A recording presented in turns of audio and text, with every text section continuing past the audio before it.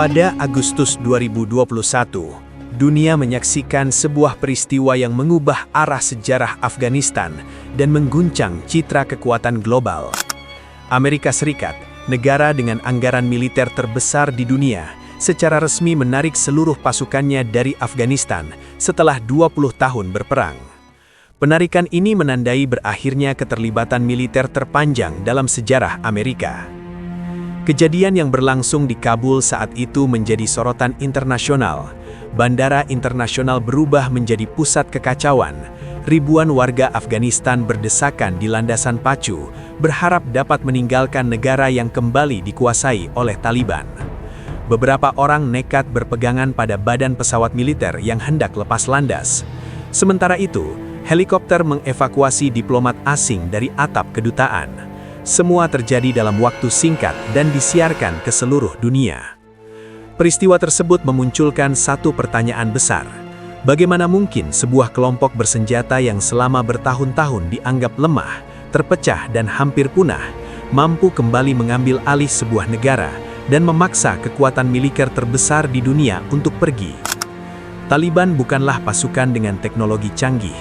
Mereka tidak memiliki angkatan udara, kapal perang, atau sistem persenjataan modern setara militer barat.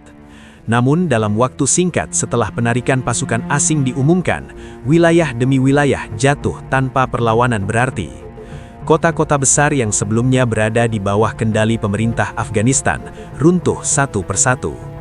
Di sisi lain, Amerika Serikat meninggalkan ribuan unit peralatan militer, mulai dari kendaraan lapis baja, senjata ringan, hingga persenjataan berat bernilai miliaran dolar.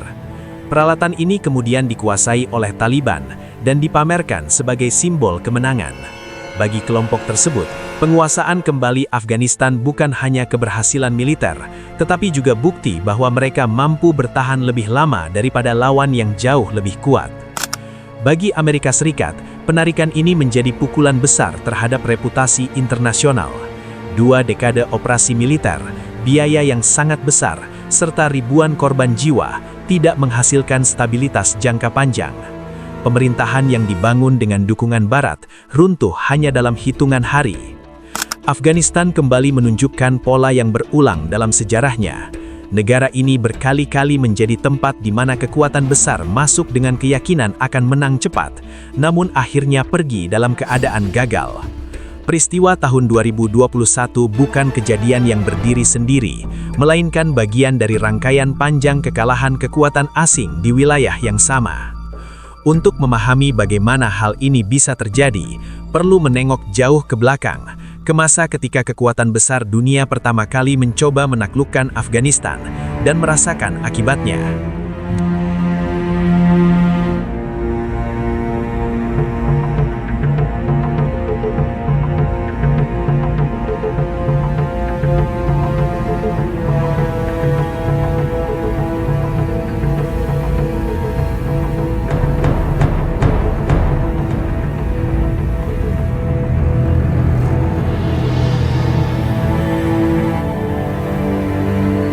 Jauh sebelum keterlibatan Amerika Serikat, wilayah Afghanistan telah lebih dulu menjadi medan ujian bagi kekuatan besar Eropa.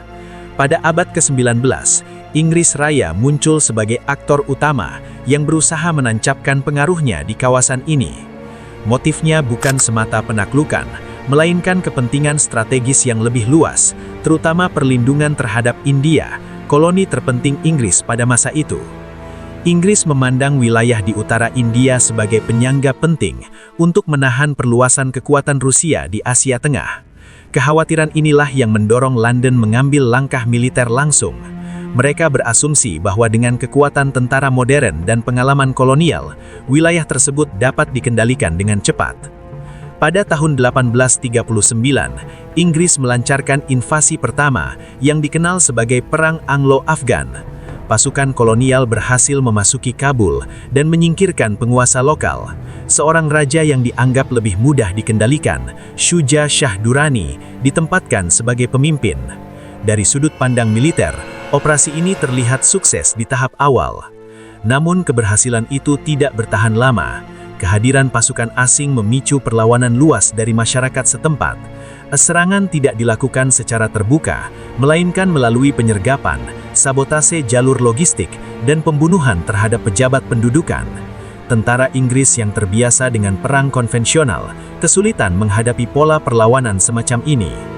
Situasi memburuk pada awal tahun 1842 ketika pasukan Inggris memutuskan mundur dari Kabul. Dalam perjalanan melalui jalur pegunungan yang sempit dan bersalju, rombongan tersebut diserang tanpa henti. Hampir seluruh pasukan tewas. Peristiwa ini menjadi salah satu kekalahan paling memalukan dalam sejarah militer Inggris.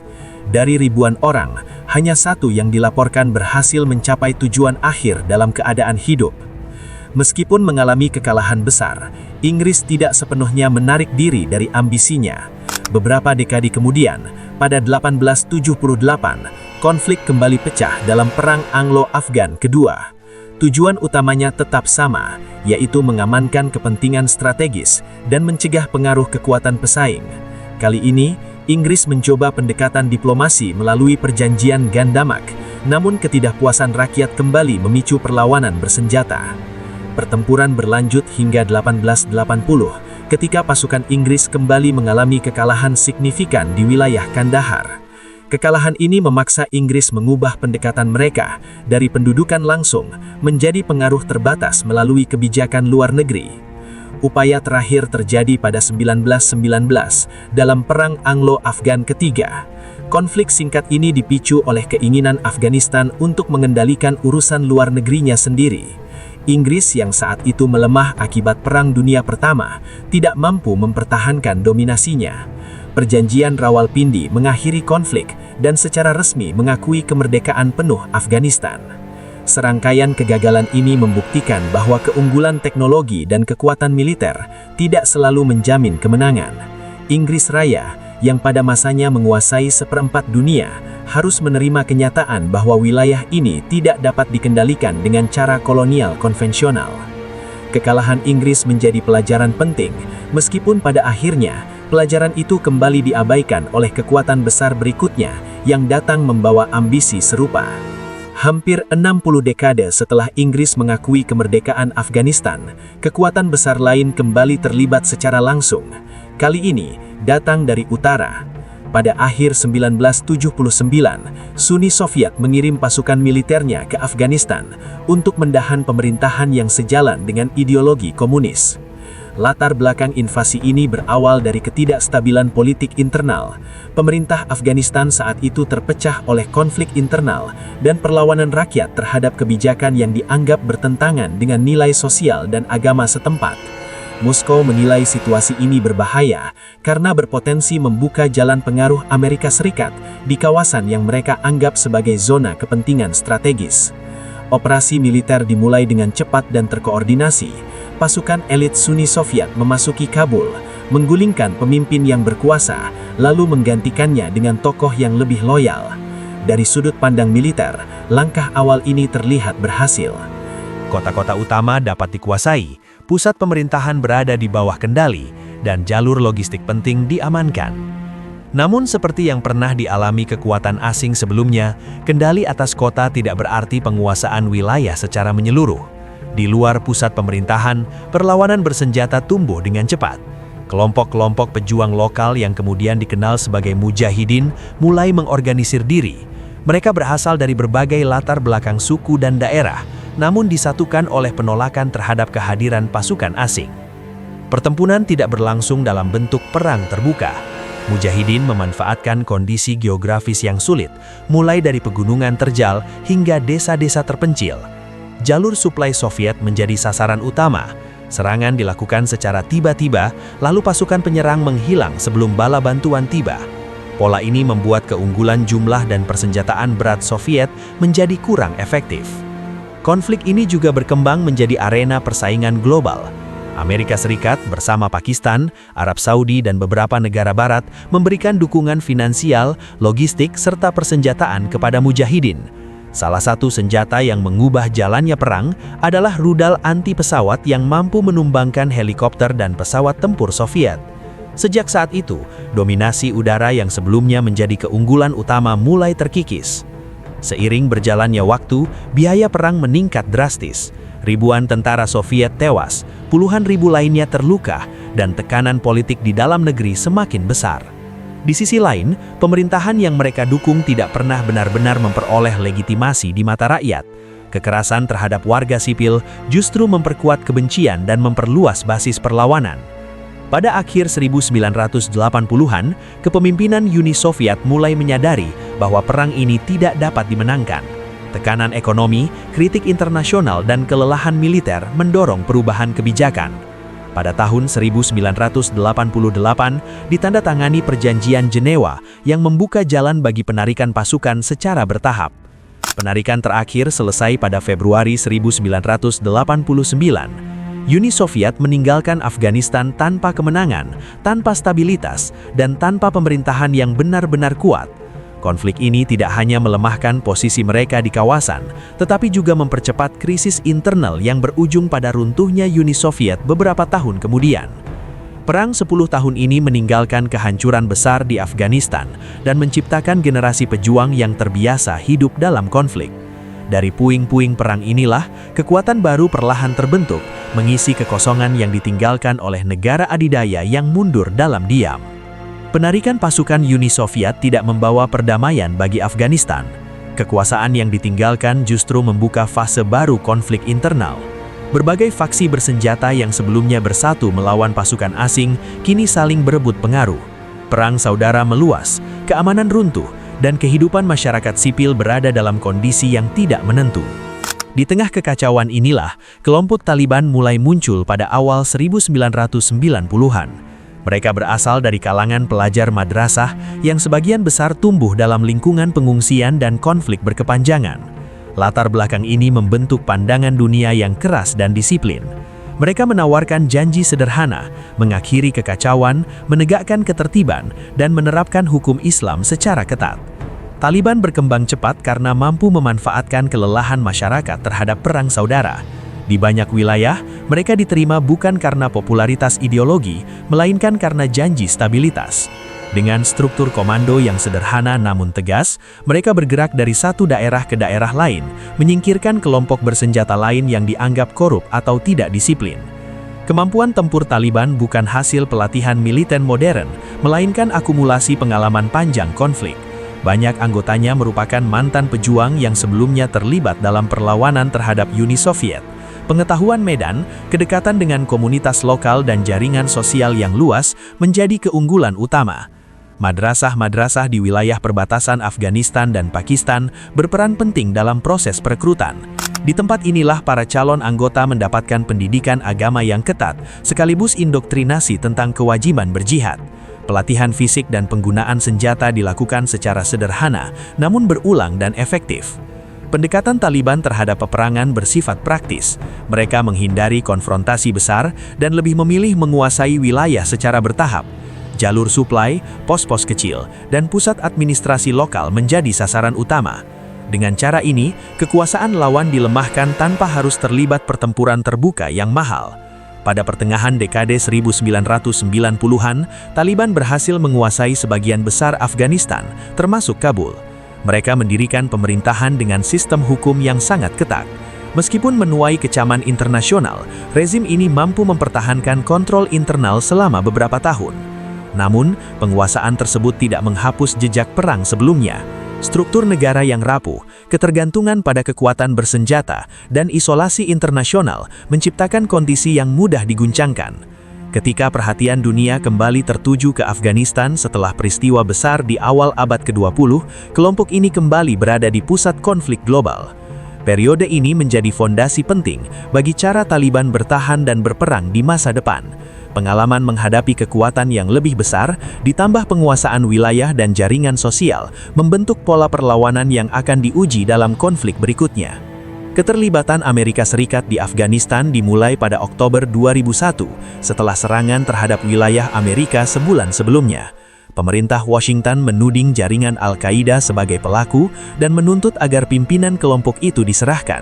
Ketika tuntutan itu tidak dipenuhi, operasi militer pun diluncurkan dengan dukungan koalisi internasional. Serangan awal dilakukan melalui kekuatan udara dan pasukan khusus. Dalam waktu singkat, pusat pemerintahan Taliban runtuh, para pemimpinnya meninggalkan kota-kota besar, dan oposisi lokal yang didukung Barat mengambil alih kendali.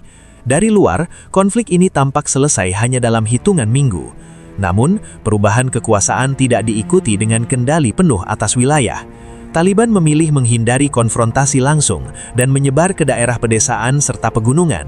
Di sana mereka membangun jaringan, merekrut anggota baru, dan menunggu momentum yang tepat untuk kembali beraksi.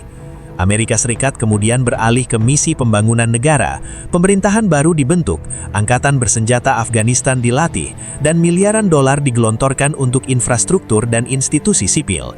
Atas kertas, negara ini terlihat menuju stabilitas. Kenyataannya, ketergantungan pada dukungan asing sangat tinggi, sementara legitimasi pemerintah pusat di mata rakyat tetap lemah. Pada dalam beberapa tahun, pola serangan mulai berubah. Aksi bom, penyergapan terhadap patroli, dan serangan terhadap pejabat lokal meningkat. Taliban memanfaatkan celah keamanan dan ketidakpuasan masyarakat terhadap korupsi dan kegagalan layanan publik. Setiap operasi militer besar yang dilakukan pasukan asing seringkali diikuti oleh kembalinya kelompok tersebut setelah wilayah ditinggalkan. Konflik ini berubah menjadi konflik berkepanjangan dengan intensitas naik turun. Amerika Serikat menggelontorkan ratusan ribu personil secara bergantian, menggunakan teknologi canggih dan intelijensi modern. Di balik itu semua, keunggulan ini tidak mampu menghentikan perlawanan sepenuhnya.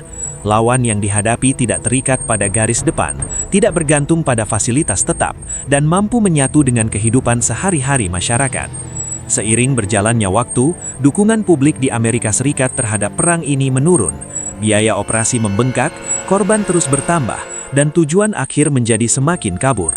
Upaya negosiasi mulai dilakukan, termasuk pembicaraan langsung dengan Taliban yang sebelumnya dianggap tidak mungkin. Pada akhir dekade kedua konflik, sekemata penarikan pasukan mulai dijalankan. Pemerintahan Afghanistan yang dibangun selama bertahun-tahun harus berdiri sendiri menghadapi situasi keamanan yang rapuh. Dalam waktu singkat setelah dukungan militer asing dihentikan, struktur pertahanan nasional menunjukkan kelemahan yang selama ini tertutup oleh kehadiran pasukan luar. 20 tahun perang tidak menghasilkan penyelesaian yang bertahan lama. Konflik ini justru memperlihatkan keterbatasan kekuatan militer modern berhadapan dengan perlawanan yang berakar kuat pada kondisi lokal dan pengalaman konflik berkepanjangan. Keberhasilan Taliban tidak ditentukan oleh kemenangan dalam pertempuran besar, melainkan oleh kemampuan mereka mengatur konflik dalam jangka panjang. Sejak awal, kelompok ini menyadari bahwa berhadapan langsung dengan pasukan Amerika Serikat akan berujung pada kekalahan cepat. Oleh karena itu, pendekatan yang digunakan sepenuhnya berbeda dari pola perang konvensional. Taliban memecah kekuatan mereka ke dalam unit kecil yang bergerak mandiri. Serangan dilakukan secara terbatas, terarah, dan berulang. Sasaran utama bukan penguasaan wilayah besar, melainkan menciptakan rasa tidak aman yang terus-menerus. Pola ini memaksa pasukan lawan mengerahkan sumber daya besar hanya untuk mempertahankan area yang relatif kecil. Keunggulan utama lainnya terletak pada pemahaman lingkungan. Jalur pegunungan, desa terpencil, dan wilayah perbatasan dimanfaatkan sebagai tempat berlindung sekaligus jalur pergerakan. Ketika operasi militer besar dilancarkan, pasukan Taliban memilih menghindar. Setelah operasi selesai, mereka kembali mengisi ruang yang ditinggalkan. Selain aspek militer, tekanan psikologis menjadi bagian penting dari strategi. Ancaman terhadap pejabat lokal, tokoh adat, dan aparat keamanan dilakukan untuk memutus hubungan antara pemerintah pusat dan masyarakat. Banyak pihak memilih bekerja sama atau bersikap netral demi keselamatan keluarga mereka. Taliban juga menggunakan media sebagai alat perang. Pesan-pesan disebarkan untuk menampilkan diri sebagai kekuatan yang konsisten dan tidak dapat dikalahkan. Pemerintah Afghanistan digambarkan sebagai pihak yang bergantung sepenuhnya pada dukungan asing. Di sisi lain, Amerika Serikat menghadapi keterbatasan struktural. Rotasi pasukan yang cepat, perubahan kebijakan, serta perbedaan tujuan antar pemerintahan membuat strategi jangka panjang sulit dijalankan secara konsisten. Keberhasilan taktis di lapangan tidak selalu sejalan dengan pencapaian politik. Pelatihan dan pendanaan besar-besaran terhadap aparat keamanan Afghanistan juga tidak menghasilkan kemandirian penuh. Banyak unit bergantung pada dukungan udara, logistik, dan intelijen asing. Ketika elemen-elemen tersebut dikurangi, kemampuan bertahan ikut melemah. Kombinasi dari tekanan berkelanjutan, pemanfaatan kondisi lokal, dan kesabaran dalam menghadapi waktu menjadi faktor penentu. Taliban tidak perlu menang cepat, mereka hanya perlu bertahan lebih lama.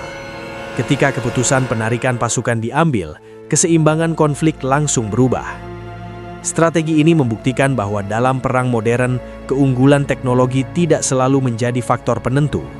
Ketahanan, adaptasi, dan pemahaman sosial seringkali memiliki dampak yang lebih besar daripada kekuatan senjata semata.